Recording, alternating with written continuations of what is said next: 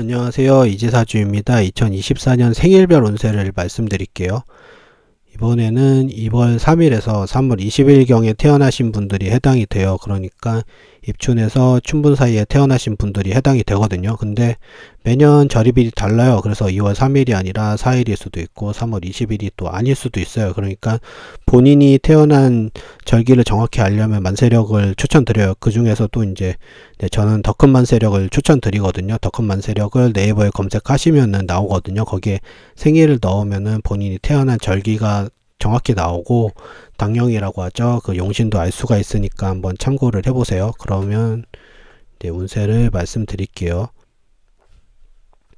네, 1년을 네, 8가지 절기로 이제 나눠서 표로 그린 다음에 이렇게 팔품 표를 이렇게 그릴 수가 있죠. 그래서 여기에 해당되시는 분들의 운세를 말씀드릴게요. 2월 3일에서 3월 20일경에 태어나신 분들이 해당이 되세요. 그래서 이렇게 일단 2023년에 뭘 했나, 특히 이때 태어나신 분들이 좀 크게 두 가지로 나뉘어요. 그래서 이거를 좀 정리를 해야 되거든요. 그러니까 2023년에 뭘 하셨냐면은, 그러니까 일단은 해왔던 일들을 더욱 프로답게 했고,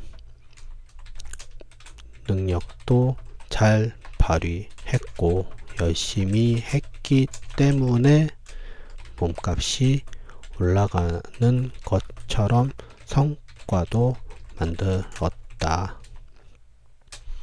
이랬던 분이, 그러니까 잘된 분들이죠. 이랬던 분도 있고, 아니면은 이거를 생각해 뒀던 하고 싶었던 일을 지르듯이 배우거나 시작했다.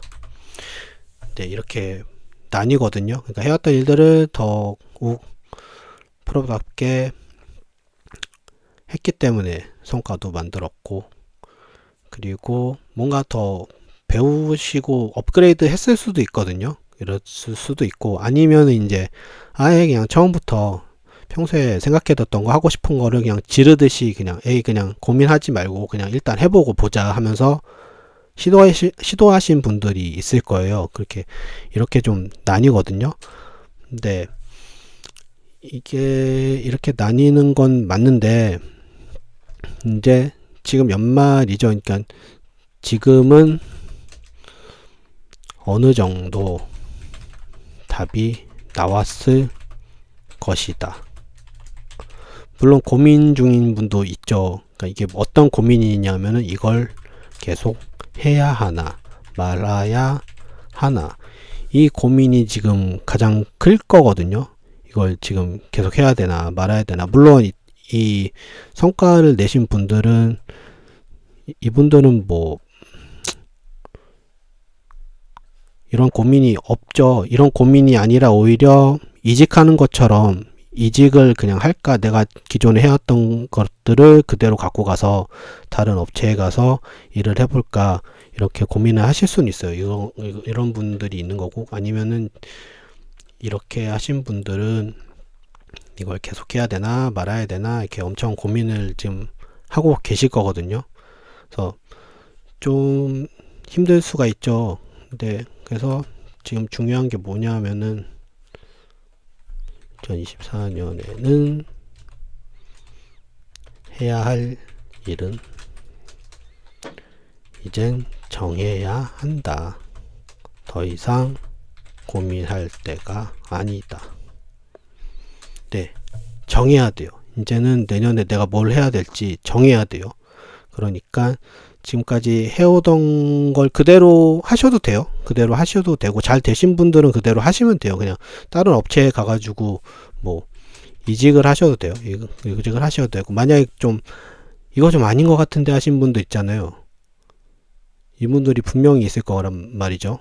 이분들은 지금은 이제 정해야 되죠. 정해야 되니까 어떻게 해야 되냐면은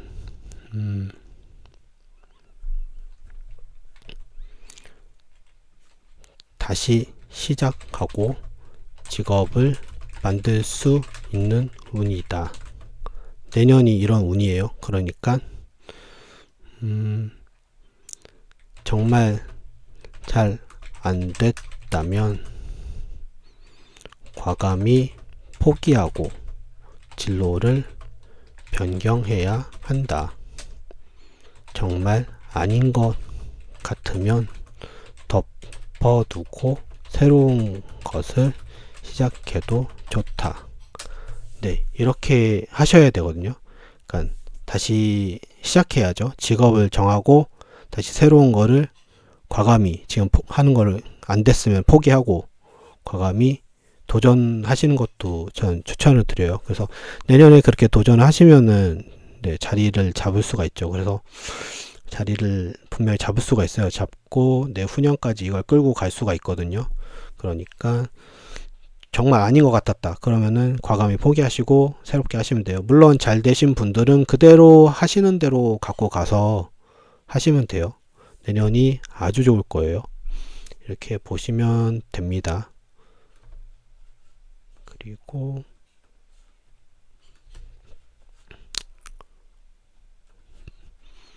이제 내년에는 그러니까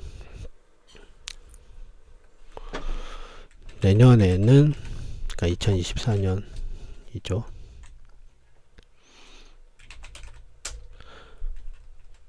어쨌든 사람들과의 관계가 형성되고 얽힌다. 아직 그러니까 임묘월생인데 진월이 온 거잖아요. 그러니까 임묘진으로 방합이 형성이 되거든요. 그러니까 방합이라는 게 있는데 이게 형성이 되기 때문에 사람들과 함께 해야 되는 경우가 이제 계속 생기죠. 그러니까 이때는 그리고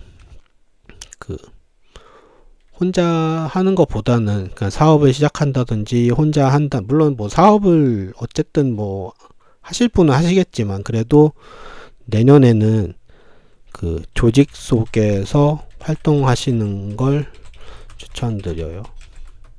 그러니까 조직에서 활동하세요. 그러니까 사람들과 함께하고 조직에 들어가서 활동하고 그러니까 함께 해라.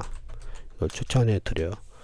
그러니까 뭐 조직 대행 이런 것도 할 수 있는 거고, 그러니까 나의 능력을 인정받는 거죠. 조직에서 나의 능력을 필요로 하고, 저는 그러니까 그거를 펼치시면 돼요. 능력을 펼치시면 되거든요. 그리고 이게 조직 속에서 활동하는데 내년에는 특히 드러나는 특징이 있거든요. 뭐냐 하면은 나는 능력이 좋아요.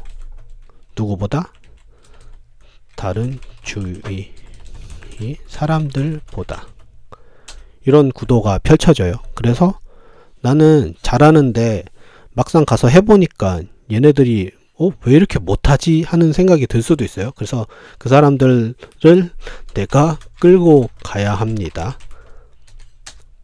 뭔가 발목이 잡히는 기분이 들 수 있어요.